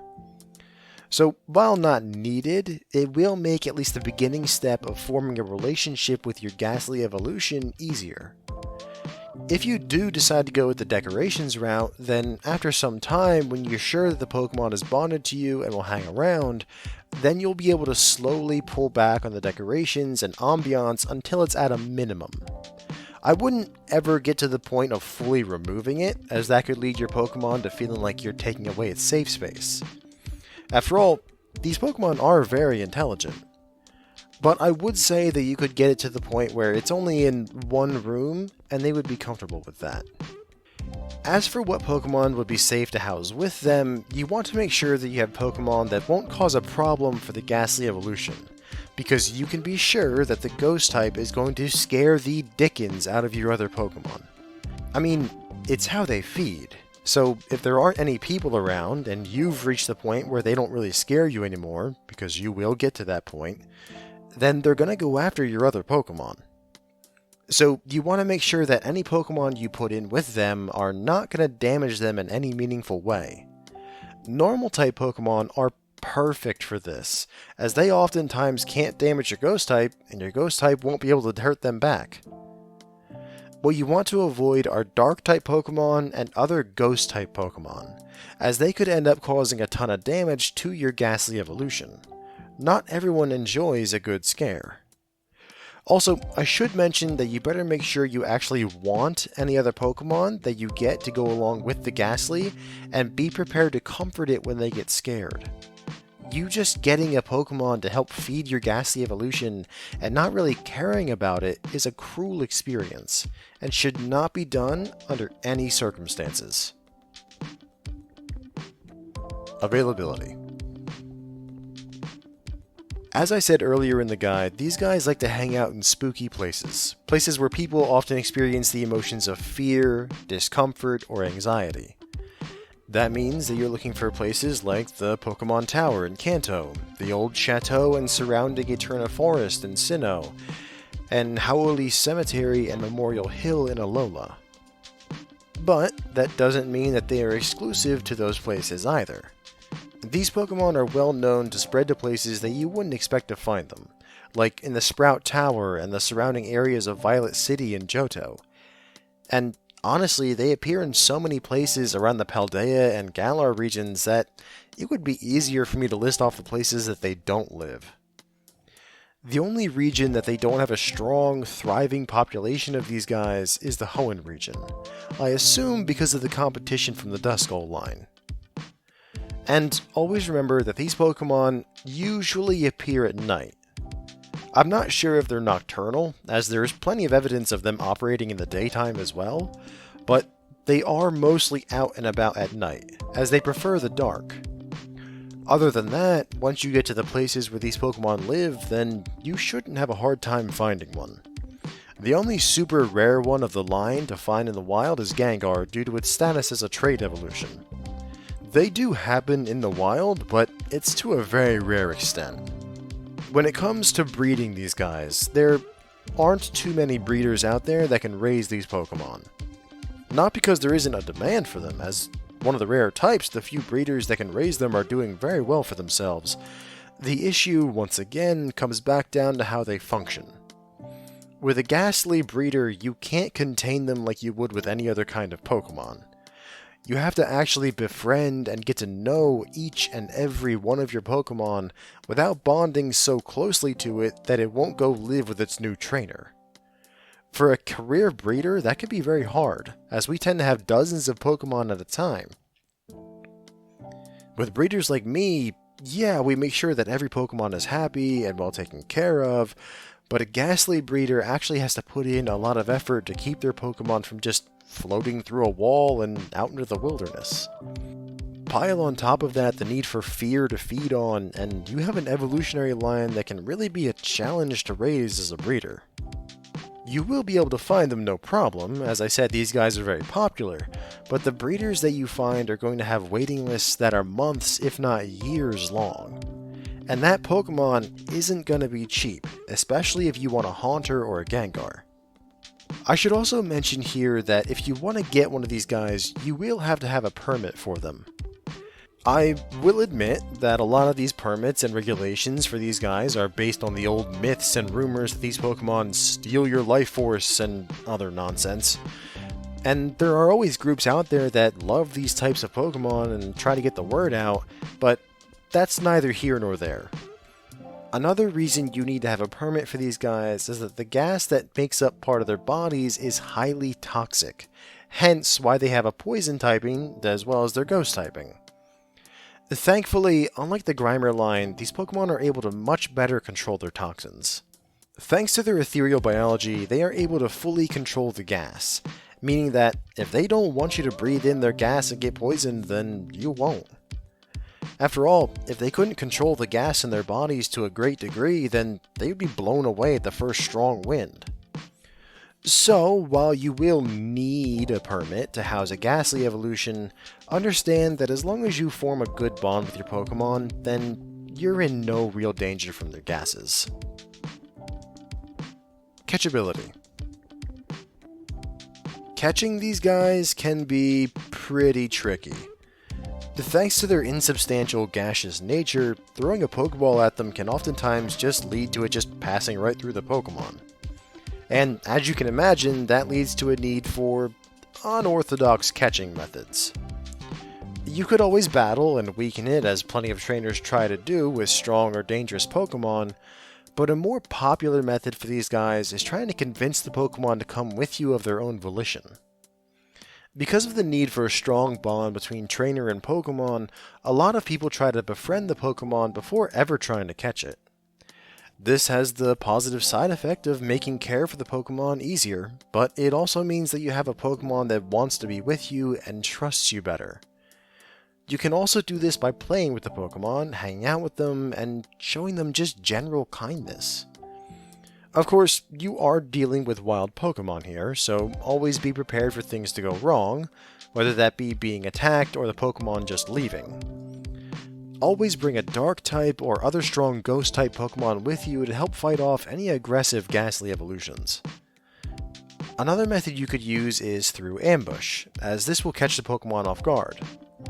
This does have the benefit of being easier, quicker, and possibly safer, depending on how stealthy you can be, but if you aren't stealthy enough, then the Pokemon is most certainly going to either flee or attack on sight. As well, you won't get the bonus head start on forming a bond with the Pokemon that you would have if you had gone the other way. As for what Pokeballs you could use, a Dusk Ball is always a good idea given their proclivity to hang out in caves, forests, and other dark places at night. Aside from that, I would recommend a regular Pokeball for Ghastly, either a regular or Great Ball for Haunters, and if you happen across one in the wild, then an Ultra Ball for the Gengars. Care. Alright, so let's start with the fact that you need to have a very special and specific mindset and personality to be able to have, raise, and live with these Pokemon. For one, you have to be fully comfortable living in a semi-spooky environment. If you aren't okay with your home looking like it's decorated for Halloween all year round, then these guys are already not the Pokemon for you. As well, you have to be very easygoing and even-tempered. These guys will not only scare you to feed on your fear, they'll also just pull pranks on you. Moving furniture around on you, hiding things, switching your dresser drawers around. They are very, very mischievous, and if you can't handle that, if you get angry with them and scold them for doing it, then they won't be happy and will leave. You have to be willing to interact with and deal with these guys without getting upset or irritated and be able to laugh alongside them when they do these sorts of things. And lastly, you have to be comfortable with feeding on fear. I know that's something that plenty of people get weirded out by. They just don't have the mental fortitude to scare people and Pokemon just to feed their own Pokemon. If any of these things are deal breakers for you, then I unfortunately suggest that you look elsewhere for your Pokemon partner. Now that that's out of the way, let's talk more about the feeding thing. As I've said many times in this guide already, these Pokemon feed on fear. More specifically, they feed on the very specific psychic emanation that comes off a Pokemon or human's brain when they experience the feeling of fear. Think of it as your brain is always giving off psychic waves, and every emotion changes the way those waves come out and the way that they're flavored. Ghastly and its evolutions only feed on the specific waves that come out with fear. This is going to lead to a very specific kind of lifestyle for you. When you first get your Ghastly evolution, it's going to spend a lot of time trying to scare you. Jump scares, suddenly moving furniture, drastically lowering the temperature for no discernible reason when talking about Gengar. It's going to try to make you afraid, and you're going to have to let it. This is how you're going to feed your Pokemon. You have to let it scare you so that it can feed on your psychic emanations. It sounds pretty easy, and for the most part it is, but over time, you're going to get used to it. Your Pokemon will eventually stop being scary to you. It's like how a scary movie or a scary video game gets you the first time you see it or play it, and maybe even the second or third time, but unless it's something that you have a phobia about, like me with the ocean, then you're going to eventually stop being scared of whatever it is. The same will eventually happen with you and your Ghastly evolution. At that point, you'll have to bring in alternative fear sources for your Pokemon. Things like other Pokemon in your house that your ghost Pokemon can frighten and feed off of, or bringing in new people that aren't as used to being scared randomly throughout the day, or even taking your Pokemon to a place where people want to be scared. Places like haunted houses, some escape rooms, maybe even some movie theaters that are playing horror movies. Get creative with it. Just remember that if you do decide to take your Pokemon to public places like a haunted house or a movie theater, always talk to the owner first. Plenty of them understand the need and might even welcome the extra effort to scare people, but they also might not like it that your Pokemon is spooking people in their attraction, so it's always best to check. As for the frequency and how much, well, there isn't really a way for us to quantify how much of the energy that Ghastly, Haunter, or Gengar have absorbed and taken in, but I can say that it appears they need to scare people at least twice a day on average. That can go up or down based on how scared the person is, however. Someone who is truly petrified in fear will feed them a lot more than someone who's just startled for a few seconds. Another major thing important to the care of these Pokemon is the bond that you build with them. Like I said in the enclosure section, you can't really contain these guys in the normal way. Instead, you have to make them want to stay with you, and that means forming a very strong bond with them. Despite how they feed and their mischievous nature, they can form a very deep and caring relationship with their trainers, and through that is the only realistic way for you to keep these Pokemon around. So there are a few things that you can do that will help them feel closer to you, and I've already covered most of them. Things like making your home a bit more to their liking with lower lighting and spooky atmosphere, being very good-natured about their pranks and scare attempts, and generally just having fun with them. And I really don't have much more besides that. Really, this section was just to emphasize and remind you how important this bond will be, and how it can be easy for you to form, but also very easy to break. A mistake here and there won't do too much harm to the relationship. But if you consistently yell at it for scaring you, or try to force it to live in a well-lit, non-spooky home, then it's very likely that your Pokemon will abandon you. But treat them well, and you might just have a loyal Pokemon for a long time. Cost. The enclosure is actually going to be in the low category.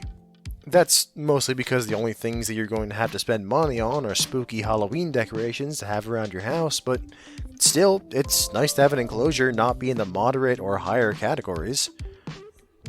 A food will also start off in the very low category, considering you're getting scared once or twice a day won't cost you anything.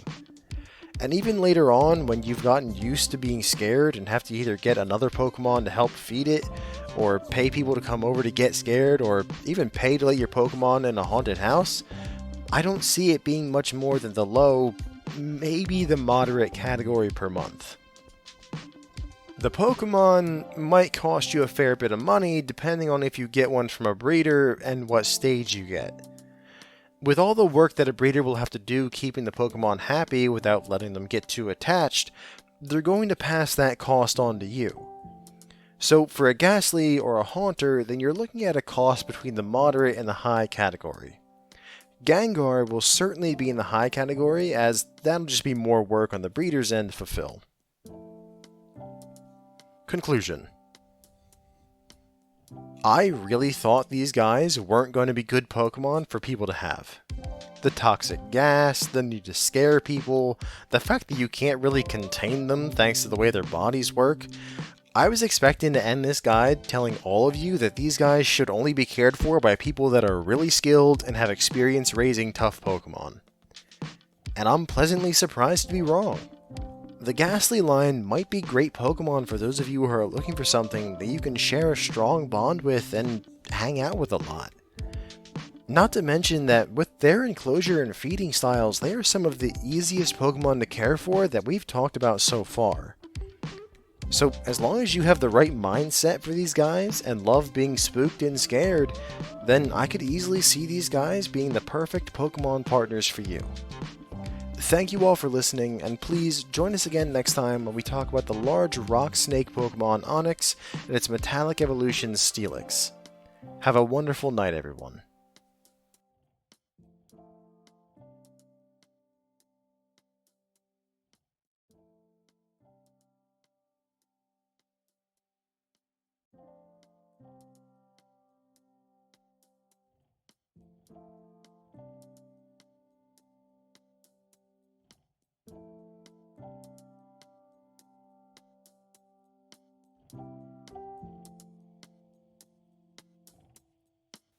Those who have listened to some of my previous episodes, you know that one of the limiting factors with fully evolved Pokemon is size. Anything that is too big becomes a problem to keep and to feed. And then you also have the Pokemon that have some movement needs that need to be accommodated, like flying type Pokemon needing to fly, or a lot of ground types like Diglett needing to dig. Either of these things causes issues and can make keeping the Pokemon a pretty big headache. And unfortunately, the Pokemon line we're talking about today combines both of those issues. Hello everyone, and welcome to the Pokemon Care Guides, where we go through how you would raise and care for different Pokemon species in your own home. Today, we'll be talking about the large rock snake Pokemon Onix and its evolution Steelix. Onix is a serpentine Pokemon with a body composed of boulders of varying sizes. Its head is the largest boulder, with a large mouth, 2 eyes under a pronounced brow, and a large crest coming up from the center of the head. From the head, the boulders get progressively smaller until it reaches its tail. As you can imagine, this means that Onix is a very large Pokemon, weighing 463 pounds or 210 kilograms on average, and having a truly astounding length of 28 feet 10 inches or 8.8 meters. Over a lot of time and metal in its diet, or through artificial means of trading them with a metal coat, Onix could evolve into a Steelix. Steelix has the same general body shape as Onix, with a serpentine body composed of boulders, but now the boulders are coated with a hard layering of tough metal. Some of the boulders of its body now also have protrusions sticking out of them, much like the crest that's on Onix's head. Speaking of heads, Steelix's head is much wider than Onix's, with its mouth opening much larger. It's almost like its head flattened down as it evolved, probably to help them move through the ground better. Overall, the size of this Pokemon is going to make it a challenge, and if that sounds interesting to you, then let's get into the guide and find out if these could be the perfect Pokemon partners for you. Enclosure. Okay, so there's a few big issues. One being these Pokemon are massive, Like, massive to the point that even Onyx puts other fully evolved Pokemon to shame. Size like that is always an issue when you're thinking of keeping them. Not only that, but this Pokemon prefers to spend the majority of its time tunneling underground. After all, that's where they find their food, which is a whole nother issue we'll need to deal with when we get to the care section. And they tunnel fast, at a max speed of around 50 miles an hour, which is about 80 kilometers per hour. So not only is it massive, but it's also fast and needs a ton of space to move around. And Steelix? It's even worse. They like to dig even deeper in the ground, thanks to the pressure they experience down there, about a half-mile down. With Pokemon like this, creating an enclosure for them outside of a nature reserve or a zoo is simply not feasible. After all, with the speed they move underground and their size, they normally have a territory of a couple square miles or square kilometers. Of course, most of that is in the search for food, and because we're going to be providing them with food, they won't need as much space, but it will still be a good amount, more than any reasonable person could be expected to maintain as an enclosure. Thankfully, these Pokemon aren't aggressive, unless they're in the wild and are in pain, which is at least one saving grace when these Pokemon are concerned. Other than that, they tend to be rather antisocial, spending most of their time under the ground. So don't expect to spend too much time with them at all. Anyway, with all that qualifying information up front, let's actually talk about the enclosure. First of all, you aren't going to have one. Like I said, expecting a normal person like you and I to enclose the amount of space needed for these Pokemon is ridiculous. No, instead you're going to be keeping your Onix evolution free range. You're going to have to let them wander the surrounding area of your home, and just be sure to have them understand that you and nearby you is the best and safest spot for them. Of course, that means you are going to be limited to living in certain areas, places like mountains and the surrounding countryside. Obviously, you can't have one near any kind of town or city, their tunneling would cause disaster for the infrastructure. But they also need the higher amount of minerals and metals that can be found in mountainous regions. So, right there, if you're not willing to live pretty far from other people, then I'd say these Pokemon are already not a great match for you. Since these Pokemon are going to be free range, a lot of what's going into keeping them is going to be in the care section, as food, affection, safety, and the Pokeball are what's going to keep them coming back to you. That means that, a lot like the Ghastly line, there isn't much to say about their enclosure. I should say though that Onix is a very solitary creature, and doesn't need other Pokemon around for it to be happy. But it does tend to get along with anything that doesn't endanger it. So avoid water types, grass types, or anything too aggressive, as if Onix or Steelix get hurt, then they'll turn aggressive in turn to whatever hurt them, and maybe anything else in the surrounding area. Good, safe bets are ground types like the Diglett line, as they have a semi-symbiotic relationship in the wild. Overall, this will only matter as to how it affects your home environment, as your Onix could realistically run into anything out in the wild. Availability. While finding one might not be easy with how it spends most of its time, I will say that in the places they do exist, they can be very common.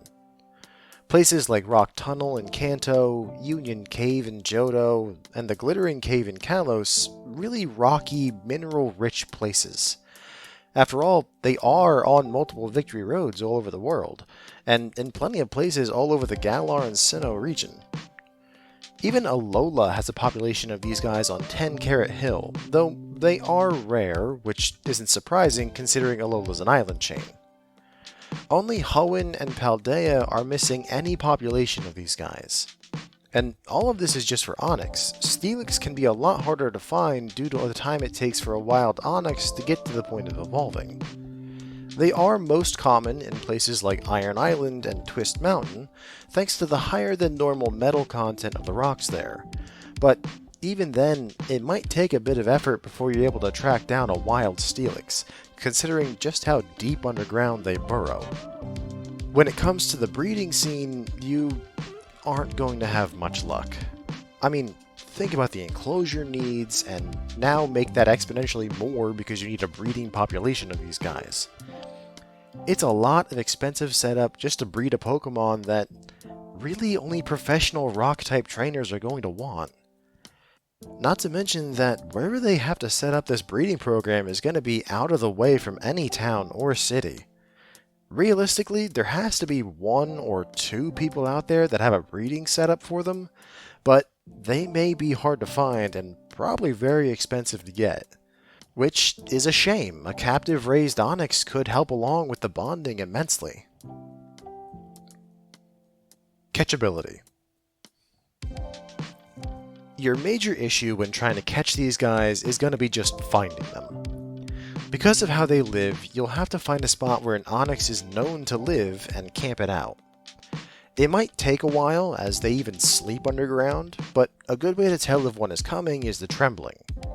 Something that large pushing through the ground at such a high speed causes the ground to tremble as it gets close. That will be your only warning that the Pokemon is nearby, and you have to keep on your toes. It could show up at any point, and they don't tend to stay on the surface for long. At that point, a Quick Ball is your best bet to catch either of these Pokemon. I know they have a pretty high success rate when used on a Pokemon immediately, but if it fails, then I would say just let the Pokemon leave. They tend to get highly aggressive when injured, and if you decide to battle it, then things can get pretty risky pretty fast. If you do decide to battle them anyway, then your best bets are to use water and grass types. They're the most effective against Onix and are still fairly effective against Steelix. I suppose fighting would be effective too, but it's more effective against Steelix than Onix, and Steelix is a lot less common in the general wild, so unless you're specifically going to a place that's known for Steelixes, then the first 2 are your best bet to stay safe. Other than that, if you don't choose to use the Quick Ball, a Pokeball or a Great Ball would be good for Onix, and absolutely use an Ultra Ball for Steelix. Care. Alright, so the first thing and the most important thing that you'll need that this entire guide hinges on is building a bond with your Pokemon. That is what's going to keep bringing this Pokemon back to you. That's what's going to keep you safe from this Pokemon. That's what's going to stop it from destroying your house. Building that trust is going to be the #1 thing that you have to do with this Pokemon. That's why I said that despite all the effort and expense that's going to go into it, getting a captive bred and raised Onix or Steelix is going to be exponentially helpful to you along this path. They'll already be used to being around people, and they'll be conditioned to know that you're where their safety and food is. If you are really set on getting one of these Pokemon, then I cannot overstate just how much getting a captive raised one will help you with this. But since you're much more likely to get a wild caught one, let's start there. The first thing you have to know is that for the first time ever in this series, I'm going to recommend you start out keeping your Pokemon in a Pokeball. I know, I don't usually say that. After all, this whole series is about raising a Pokemon in your home outside of a Pokeball. But if we don't do that, then there's a very good chance that the Pokemon just digs away from you the very first time you let it out, and you never see them again. Until you're close enough to the Pokemon that you don't have to worry about them leaving permanently, then you'll have to return them to their Pokeball after training. After that, you should get a GPS tracker installed on the Pokemon somewhere. That way, even if you are too slow on returning it to its ball, you can at least keep track of where it is and try to get it once it eventually resurfaces. Fair warning, if this happens, it's gonna be a pain in the butt. It most likely won't surface for days, so it's going to be a lot of you following your Pokemon around from above ground, trying to keep up until you see it resurface. It's going to be a major pain in the neck, so it's a lot better if you're just faster with the Pokeball. Training is going to start with some exposure therapy, as these Pokemon in the wild don't often come across humans. So you need to begin with getting them used to you being around and associating you with good things. To that end, Make 2 piles of their food, iron and coal, which we'll cover in a bit, and stack them each separately about 30 feet apart, and about 30 feet apart from you, so that the 3 of you are situated in a sort of triangle with you at the furthest point. Then, release your Pokemon on the other side of the food, so that now you two and the food piles are in a sort of rhombus shape. This is where you need to very carefully pay attention to the Pokemon. If it starts to turn to tunnel away, or if it begins coming directly towards you and ignoring the food, you need to be quick with the Pokeball and return it. Give it a few minutes, then start over again. Eventually, the Pokemon will get the idea that either leaving or going after you is a non-starter.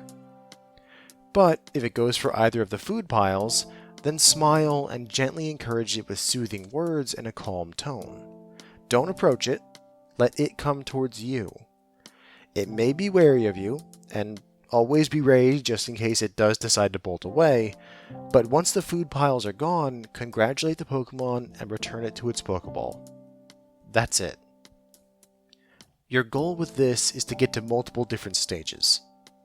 One is to get to the point where the Pokemon won't try to run or come after you. Another point is that after the Pokemon eats the food, then it just hangs out with you afterward instead of immediately taking off once the food is gone. Eventually, the Pokemon will understand that being around you means that food is also usually going to be around, and it'll stay near you longer. After that, you should start putting the food out at the same time every single day, ingraining the feeling that if they return at the same time every day, then there'll be a good amount of food waiting for them. Eventually, when the Pokemon is able to stay around you without trying to run away, and you think the time frame of feeding has been ingrained in them, you can allow them to wander free. This is where that GPS tracker I mentioned would be very handy to have. If the Pokemon doesn't come back the next day, you'll have to go track it down, and spend some more time reinforcing the feeding time and that you're a good thing to return to. It's risky, and can be a major pain in the butt, but it's the most important part of caring for this Pokemon line. Food, when compared to the training and bonding process, is a fairly simple affair. The main reason that a lot of these Pokemon spend so much time tunneling, aside from the fact that it keeps them safe and healthy, is that they're looking for mineral deposits and, more specifically, deposits of both iron and coal. When consumed, this iron and coal combines inside of the Pokemon's body through a chemical reaction to form steel. In an Onix, this steel is stored within the body until it reaches a critical mass, which is what causes it to evolve into a Steelix. This process does take a long time, as it's not very common for these Pokemon to find ore veins of both iron and coal, and they need a lot of the substance for evolution. Plus, a good amount of the iron and coal is digested as fuel for the Pokemon's body. I'd say about 50% from what I found in my research. Steelix is a different matter. It doesn't store any of the steel it ingests, as it uses it to either repair or reinforce the metallic shell surrounding its body, and then of course digests the rest of the iron and coal as food. Either way, the food you're going to be giving them are hunks of unrefined iron ore and large amounts of unrefined coal. This is why their preferred environments are mountains, as that's a lot more common spot for these minerals to be found in. I should mention, do not feed them straight steel. While that might seem like cutting out the middleman and skipping to the end, it's a very bad idea. These Pokemon can't digest steel. Their systems are made to digest iron and coal. So while they may be able to store a bit of the steel you give them, the majority of it will simply pass through their system without giving them any of the nutritional value that the other minerals would. It's simply not a healthy thing to do. As for the amounts, well, it's sketchy to say the best. We don't actually know how much or how often they eat in the wild, since they're so hard to keep track of underground. And as for the few professionals that have them, like gym leaders and Elite Four members, it's more of guesswork than a proven method. Thanks to how hard it is to keep one of these Pokemon, very few people actually have them. And thanks to the lack of research, each of them tends to settle into their own diet routine that they think works, which a lot of them do. So the feeding method is in this weird middle ground of we know some but not concrete methods.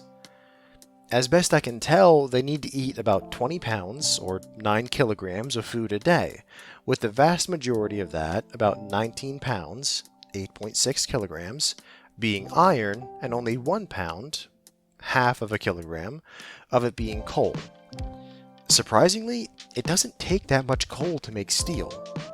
With how often you're supposed to feed them, I've seen everything from 2 meals a day to 1 meal a day, or leaving the food out for them to snack on whenever they want. Personally, I think 1 big meal a day is best. For one, it's very similar to how they would eat in the wild. That 1 big meal would be like if they came across an ore deposit in the wild. And 2, it helps to set the routine that we mentioned earlier. If they know that when they come back at a certain time for a large amount of food, then they're most likely going to come back. Just stand back when you do it. They may just erupt from under the ground directly into the food, and if you're nearby, well, it won't be a fun experience. A few smaller details to keep in mind on the care for these Pokemon. With your Onyx, as time goes on, it will begin to smooth out. When you first get it, especially if it's a really young one, the rocks of its body will be sharp and angular. As time goes on, though, thanks to it being blasted with dirt as it digs, the rocks will slowly start to smooth out as the years go on. When this happens, don't worry, it's not painful to the Pokemon, it's simply part of their life cycle. While in the wild it does take Onyx at least a century to usually evolve, that's because they usually only find iron or coal separately in the wild, not usually together as we're going to be feeding them. Due to that, they have to store that iron or coal in their system until they find the other to make steel.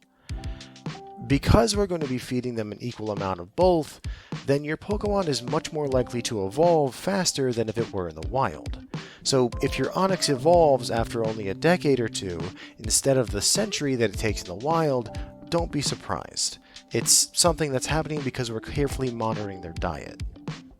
This last part won't matter for Onyx since it doesn't have any, but keep an eye on your Steelix's teeth. They are built to crunch through rock and soil, so there won't be too many issues, but they have been known to crack if your Pokemon takes a bite out of something especially hard, or pieces of rock could get stuck in between the teeth. When you see your Pokemon, just keep an extra eye on the teeth, and if you think you see any issues, don't be afraid to take your Pokemon to the Pokemon Center. Even if there's nothing wrong, it's better safe than sorry. Cost. Well, if we go by what we would normally consider an enclosure, it would be in the low category, especially if you already live in a mountainous region. But if we count the fact that the majority of people would have to move to the right location, then it's clearly going to be in the very high category. After all, land and houses are not cheap. Food is the nice part of this equation. The thing about raw materials like iron ore and coal is that they aren't sold by the pound or the kilogram, they're sold by the ton. And those tons are not expensive at all. With a ton of each, you won't have to replace the iron for at least 100 days and the coal for even longer. So about once every 3 months or so, you'll be spending on the very high category, which spread over the amount of time is a pretty small amount. I was not expecting that. The Pokemon is going to be in the high or the very high category. One path, you need to outfit yourself for a camping/hiking trip that could last days or even weeks on end. That isn't exactly cheap at all, not to mention that it'll be pretty tough on you yourself. And then, getting a captive bred one isn't going to be easy either. Finding someone who raises them and sells them will be tough, and if you do find somebody like that, then you're not going to get a Pokemon for cheap. With all the effort that has to go into keeping them from just leaving at any point, that's going to translate to more cost on your end. Conclusion. There are a few Pokemon that I do my research on and am surprised at what I find. The Onix line is not one of those Pokemon. With their size and their lifestyle, I knew that these Pokemon should only be appropriate for people that have a lot of experience raising Pokemon that present challenges. Anyone that has no experience with large Pokemon or Pokemon that can't be contained should not raise these Pokemon. But if you're okay with living on your own away from town and can handle all the challenges that we've covered in this guide, then I think that it might be possible that these Pokemon could be the perfect Pokemon partners for you. Thank you all for listening, and please join us again next time when we talk about the creepy Dream Eater Pokemon Drowsy and its evolution Hypno. Have a wonderful night, everyone.